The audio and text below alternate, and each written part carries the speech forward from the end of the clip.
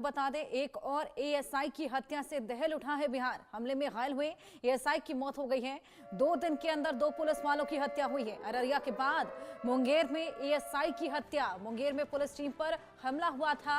2 पक्षों में विवाद की सूचना पर यहां पुलिस पहुंची थी और अररिया में भीड़ ने एएसआई की जान ले ली। अररिया के बाद अब मुंगेर में एएसआई की हत्या। ये बैक टू बैक 2 दिन में 2 पुलिस वालों के पर हमले हुए हैं, जिनके चलते उनकी मौत हो गई। अब इन तमाम हमलों की वजह से बिहार बुरी तरीके से दहल उठा है। 2 दिन के अंदर 2 पुलिस वालों की हत्या। अररिया के बाद मुंगेर में एएसआई की हत्या हुई है, जहां पर पुलिस टीम पर हमला हुआ। जो भीड़ वहां पर पहुंची हुई थी, उन्होंने एएसआई पर हमला बोल दिया, जिसके चलते उनकी हत्या हो गई। इनपुट मिला, जिसके बाद टीम वहां पर पहुंची थी। टीम ने जब स्थिति को काबू करने की कोशिश की तो वहां पर भीड़ ने हमला बोल दिया, जिसके बाद एएसआई की मौत हो गई।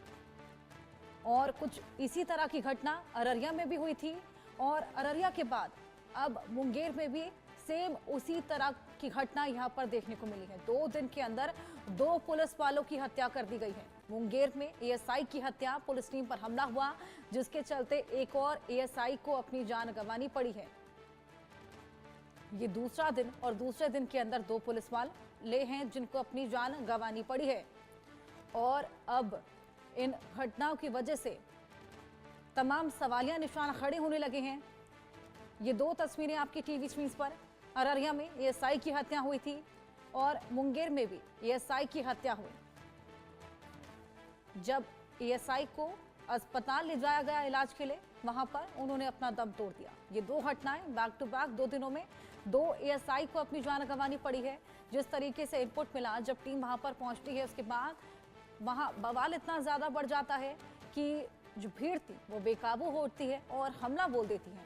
और उसी हमले में यहां पर इन दोनों ही एएसआई को अपनी जान गंवानी पड़ी। शक्ति हमारे सहयोगी हमारे साथ जुड़ गए हैं। शक्ति, 2 दिन में 2 पुलिस वाले, 2 एएसआई जिनको अपनी जान गंवानी पड़ी है, तमाम सवालिया निशान यहां पर खड़े होने लगे हैं।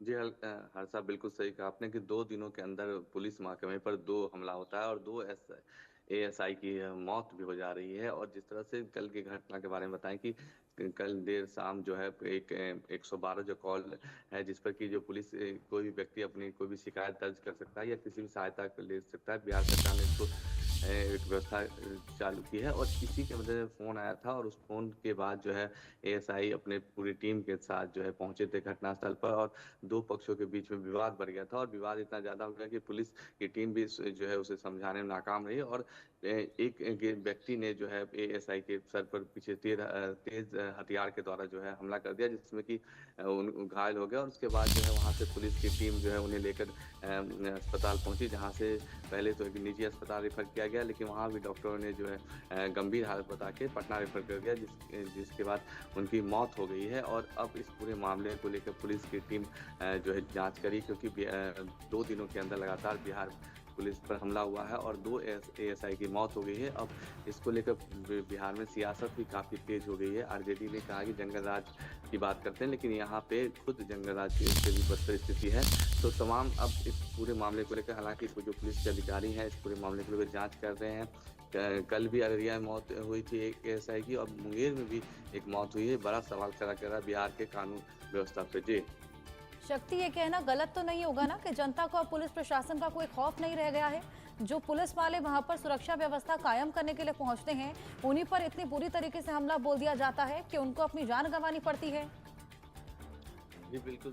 देखिए, जिस तरह से पुलिस पर एक जो है लॉ एंड ऑर्डर के को जो है सही रहने की होती है, लेकिन जिस तरह से हमलाएं हो रही है, जिस तरह से पुलिस की टीम हमला हुई, पहले भी कई बार जो है बालू माफियाओं के द्वारा जो हमला किया जाता था, शराब माफियाओं के द्वारा पुलिस की टीम पर हमला हो रही थी। अब जो है गांव में जो है विवाद, जो 2 पक्षों के विवाद है, उसको भी सुलझाने पुलिस की टीम जा रही है, तो उन पर भी हमला हो जा रहा है।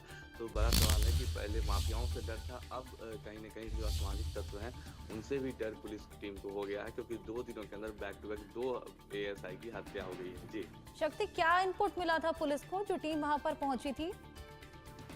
देखिए 112 डायल को पहले फ़ोन आया, जिसमें कहा गया कि गाँव में 2 लोग के बीच में दो पक्षों के बीच में विवाद हो गया है और इसी की सूचना मिलने पर शाम के करीब पौने 8 के करीब जो है पुलिस की जो टीम है वो उस गाँव पहुँची और गाँव में 2 पक्षों के बीच में बहस और तेज़ हो रही थी। उसके बाद जो है पुलिस की टीम ने दोनों पक्षों को समझाने की कोशिश की, लेकिन जिस तरह से समझाने के दौरान जो है जो कुछ ग्रामीण थे उग्र हो गए और उसी में एएसआई पर